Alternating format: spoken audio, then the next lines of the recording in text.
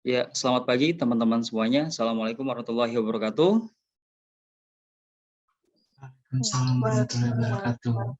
Ya, alhamdulillahirrahmanirrahim, teman-teman semuanya bisa bertemu kembali ya di semester yang baru ini untuk mengikuti perkuliahan. Untuk di pekan ini, ya di hari ini mata kuliah yang akan kita bahas dan jadwalnya itu tentang teori ekonomi 1 ya, melanjutkan dari mata kuliah yang sebelumnya yang di semester-semester lalu. Mungkin teman-teman sendiri pernah mengikuti pembelajaran tentang pengantar manajemen, ya, ada juga manajemen bisnis, ada juga manajemen matematika. Dan untuk di semester ini melanjutkan dari mata kuliah yang sebelumnya, yaitu teori ekonomi 1. Dan nantinya pun ke depannya di semester depan ataupun tingkatan ke depan itu nanti ada teori ekonomi 2.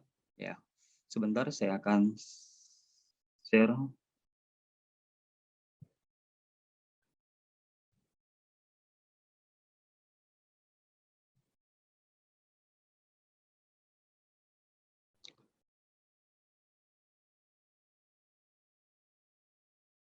Sudah ada tampilannya teman-teman di sana? Sudah, Pak. Ya, oke, alhamdulillah. Untuk hari ini nanti akan saya jelaskan materi tentang teori ekonomi 1 itu nanti juga ada kurang lebih ada 12 bab ya pembahasannya untuk 1 semester ke depan. Ya, teori ekonomi 1 ini melanjutkan dari pengantar manajemen, ya dasar-dasar ilmu ekonomi ya sudah kalian pernah bahas tentunya tentang definisi ilmu ekonomi itu sendiri bagaimana, dan saya harapkan nanti juga teman-teman jangan sampai lupa dan juga jangan sampai keliru. Selanjutnya untuk di awal ini ada penjelasan tentang CPMK. Apa itu CPMK? CPMK adalah capaian pembelajaran mata kuliah. Ya, di sini nanti mahasiswa, teman-teman semuanya diharapkan bisa memenuhi atau bisa memenuhi harapan yang sudah dibuatkan oleh universitas ya melalui mata kuliah ini teori ekonomi 1.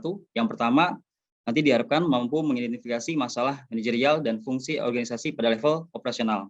Yang kedua, mampu melakukan kajian empirik dengan metode ilmiah. Yang ketiga, mampu menjelaskan jenis regulasi organisasi lokal, nasional, regional, dan global. Yang keempat, mampu mengumpulkan, mengolah data, dan menginterpretasi hasilnya secara logis dan juga sistematis. Yang kelima, ataupun yang terakhir, mampu mengambil keputusan manajerial yang tepat di berbagai tipe organisasi. Ini CPMK, ya capaian pembelajaran mata kuliah khususnya di teori ekonomi 1, harapannya seperti ini. Dan semoga nanti selesai dari mata kuliah ini, seluruh capaian bisa kalian penuhi semuanya.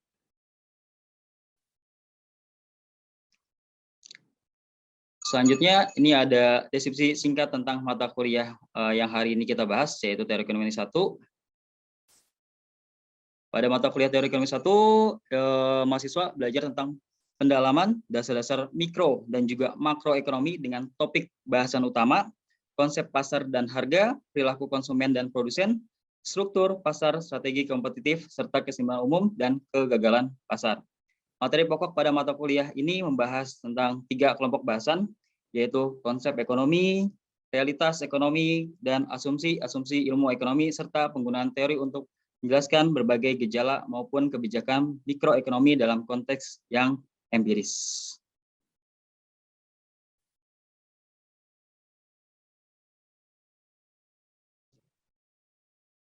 Dan di sini ada bahan kajian atau bahan materi pembelajaran selama 1 semester ke depan ya teman-teman.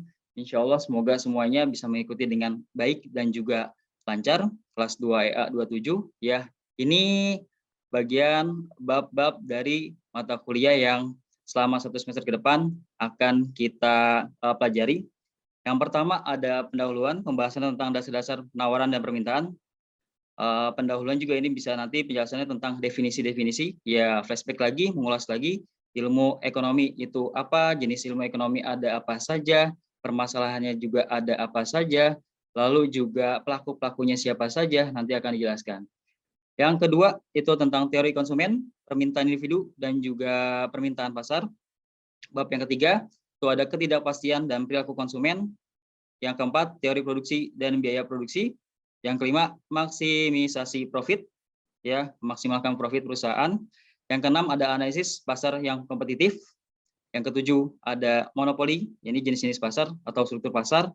Ada monopoli, monopsoni, dan juga strategi harga dengan kekuatan pasar. Yang kedelapan, ada monopolistik, kompetisi, dan juga oligopoli. Yang kesembilan, ada game teori dan juga strategi bersaing. Yang kesembilan, yang 10, maaf, ada pasar faktor produksi, investasi, waktu, dan juga pasar modal. Yang ke-11 ada keseimbangan umum dan juga efisiensi ekonomis. Dan yang terakhir itu ada pasar dengan informasi asimetris. Dan dengan harapan nanti teman-teman semuanya bisa mengikuti dengan baik, ya, lengkap, semua bab akan kita bahas ya secara detail dan juga terperinci. Inilah bab-bab yang akan kita bahas selama 1 semester ke depan.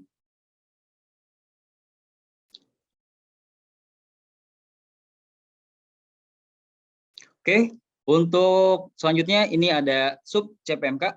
Ya, fokus kalau tadi secara umum ya, yang ada 5 poin di depan tadi, harapan-harapannya yang bisa kalian capai.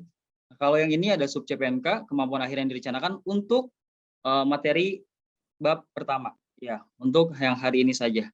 Yaitu mampu menjelaskan tentang berbagai masalah yang dibahas dalam ekonomi, baik itu makro ataupun mikro, masalah ekonomi makro, analisis permintaan dan juga penawaran, serta menentukan harga pasar, keseimbangan ya atau equilibrium pasar ya teman-teman mungkin sudah pernah dengar. Dan itu adalah sub CPMK atau kemampuan akhir yang direncanakan untuk bab yang pertama. Ya, pembahasannya tentang masalah ekonomi makro, analisis permintaan penawaran, dan juga tentang keseimbangan pasar. Selanjutnya ada metode pembelajaran yang seperti sudah kita lakukan selama 2 tahun terakhir ini ya teman-teman, karena memang masih COVID ya, pandemi. Jadi metode yang kita gunakan itu masih menggunakan metode sinkronus, adalah metode yang berbasis interaksi antara dosen dan juga mahasiswa yang dilakukan pada waktu yang bersamaan dengan menggunakan teknologi telekonferensi ya seperti Zoom, Meet yang saat ini kita lakukan ya teman-teman. Jadi untuk kedepannya pun kemungkinan besar kita masih menggunakan metode sinkronus. Ada 2 metode ya, ada sinkronus dan juga asinkronus. Kalau yang asinkronus itu contohnya seperti yang pernah teman-teman lakukan juga, yaitu seperti pengerjaan tugas di Viklas ya di waktu yang berbeda. Itu contoh dari asinkronus. Kalau yang sekarang kita lakukan adalah yang sinkronus.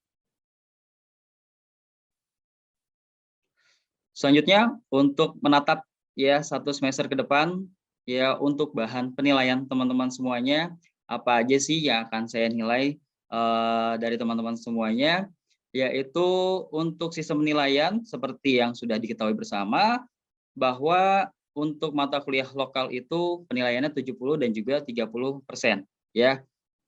UTS 70% terdiri dari tugas, kuis, keaktifan, dan juga absensi. Dan untuk UAS-nya itu 30%.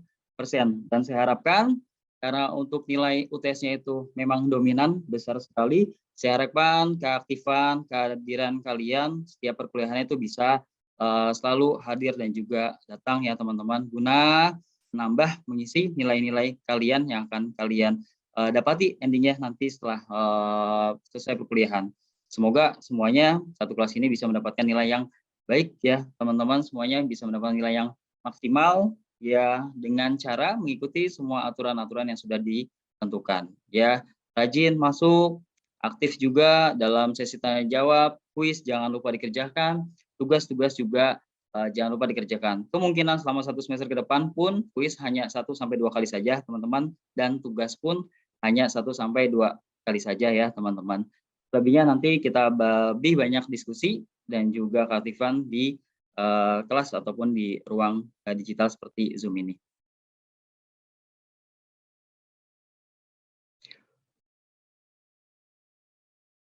Oke, masuk ke dalam materi teman-teman. Karena ini membahas tentang teori ekonomi 1 dan juga 2 nantinya lebih banyak tentang mikro dan juga makro. Ya, mudah-mudahan teman-teman masih ingat juga ya tentang definisi-definisi ilmu ekonomi, ya ilmu yang mempelajari tentang bagaimana cara manusia atau organisasi memenuhi kebutuhan hidupnya dengan sumber daya yang terbatas. Ya macam-macam sumber daya, ada sumber daya manusia, sumber daya modal, dan juga sumber daya alam. Ya, di sini ilmu ekonomi makro mempelajari variabel-variabel ekonomi secara keseluruhan. Nanti juga akan kita lihat ya perbedaan antara mikro dan juga makro. Variabel-variabel tersebut antara lain pendapatan nasional, kesempatan kerja, dan atau pengangguran, jumlah uang beredar, inflasi, pertumbuhan ekonomi, maupun neraca pembayaran internasional.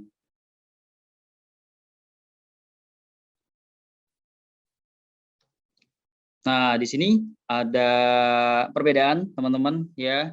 Jadi nanti teman-teman jangan sampai kebalik-balik mana ya yang mikro, mana yang makro. Untuk yang lebih simpel dan sederhana ya mikro ingat saja bagian terkecil dan makro itu secara agregat ataupun keseluruhan. Ya. Di sini ada perbedaan ekonomi makro dan juga mikro. Dilihat dari harganya. Untuk yang mikro, harga ialah nilai dari suatu komoditas barang tertentu saja.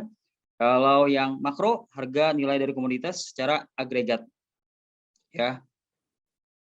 Untuk unit utilitasnya, yang ekonomi mikro, pembahasan tentang kegiatan ekonomi secara individual, contohnya permintaan dan penawaran, perilaku konsumen dan perilaku produsen pasar, penerimaan biaya, dan juga laba atau rugi perusahaan. Sedangkan kalau yang makro, pembahasan tentang kegiatan secara keseluruhan yang meliputi inflasi, kebijakan pemerintah, pertumbuhan ekonomi, inflasi, pengangguran, investasi, dan kebijakan lainnya.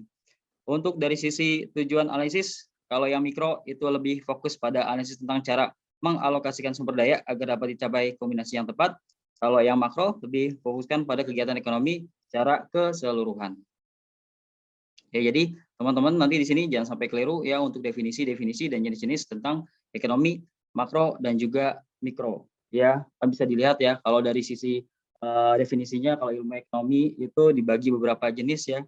Ada yang berdasarkan ekonomi murni yaitu makro dan juga mikro. Ada juga ekonomi terapan yang mungkin teman-teman sudah tidak asing, ada istilahnya ekonomi moneter, ada ekonomi perbankan, ada ekonomi internasional, dan lain sebagainya.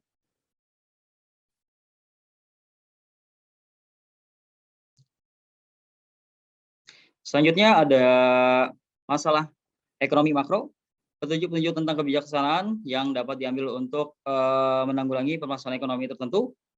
Pengendalian makro bertujuan untuk perekonomian bisa tumbuh dan bekerja sama sehingga secara seimbang dan terhindar dari kondisi yang mengganggu keseimbangan. Permasalahan kebijakan ekonomi makro, ya di sini ada masalah jangka pendek atau masalah stabilisasi, meliputi inflasi, pengangguran, ketimpangan neraca pembayaran, ya masalah jangka panjang atau masalah pertumbuhan, ada pertumbuhan penduduk, pertambahan kapasitas, dan juga ketersediaan dana investasi. Ya, kadang untuk investasi ini sendiri sudah ada kementerian khusus ya untuk menarik investasi untuk negara kita. Dan untuk pertumbuhan penduduk pun masih bisa diantisipasi juga. Selanjutnya, analisis jangka pendek atau kebijakan stabilisasi, ada faktor-faktor yang dianggap tidak berubah. Yang pertama, kapasitas total perekonomian, yaitu tentang kegiatan investasi dalam jangka pendek, mungkin dilakukan dalam arti khusus saja, misal penambahan stok barang jadi atau setengah jadi, dan juga bahan mentah.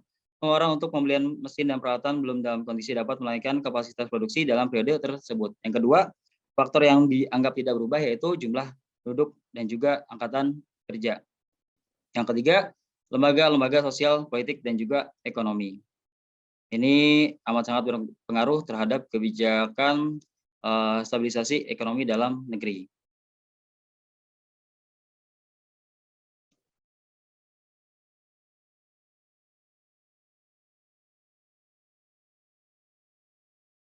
Oke, ini ada beberapa kebijakan ekonomi jangka pendek, antara lain dengan ciri umum di mana kebijakan yang diambil bisa dilakukan mengubah ketiga faktor yang dianggap tetap yang tadi ya.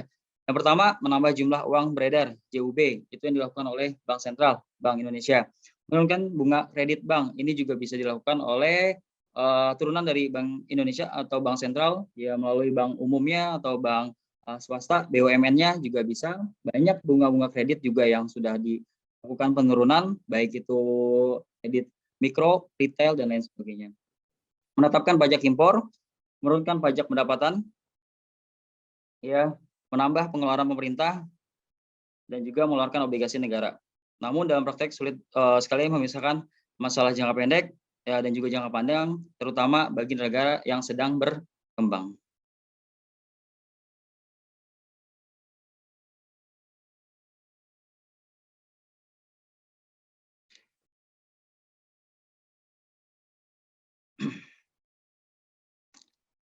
Selanjutnya ada kerangka analisis ekonomi makro, ada aspek-aspek tentang kegiatan perekonomian. Yang pertama, apa dan di mana objek perekonomian dan tempat berlangsungnya kegiatan perekonomian. Yang kedua, siapa pelakunya, pelaku ekonomi dalam perekonomian, ya, kita kah, masyarakat biasa kah, warga kah, pejabat kah. Lalu juga ada 4 pasar dalam ekonomi makro yang besar, yaitu ada pasar barang, pasar uang, pasar tenaga kerja, dan juga pasar luar negeri.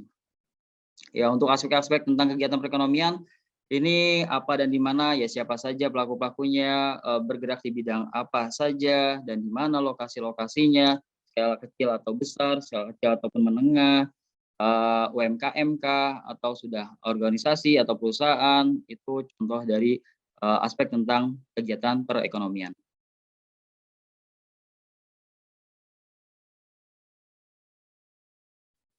Selanjutnya, ada tentang data perekonomian nasional ya teman-teman. Ini yang tadi ada beberapa jenis pasar di ekonomi makro ya, ada pasar barang, pasar uang, pasar tenaga kerja, dan juga pasar luar negeri ya. Dari masing-masing akan kita ulas. Untuk dari pasar barang sendiri, data statistiknya itu berupa indeks biaya hidup ya, GDP, GNP, dan juga deflator ya, GDP gross domestic product ya, atau gross national product, dan juga GDP deflator ya. Ada juga tentang pembahasan tentang pendapatan per kapita. Perilaku yang dipelajari dari pasar barang yaitu tingkat harga umum, pendapatan nasional ya, tingkat perekonomian, GDP.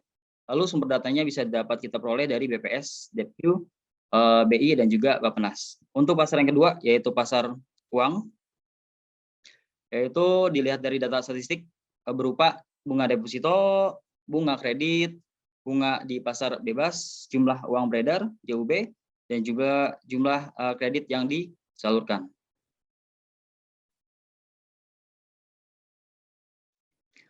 Untuk perilaku yang dipelajari adalah tingkat bunga umum dan juga volume uang. Sumber datanya bisa dilihat dari BI. Pasar tenaga kerja itu data statistiknya adalah indeks upah di berbagai sektor, jumlah orang bekerja di berbagai sektor ekonomi, jumlah angkatan kerja, jumlah pengangguran, dan lapangan kerja. Dari perilaku yang dipelajari adalah tingkat upah rata-rata, dan juga sumber datanya bisa kita lihat dari BPS. Yang keempat, pasar luar negeri, data statistiknya itu adalah neraca perdagangan, nilai ekspor dan impor, dasar nilai tukar, dan juga cadangan devisa.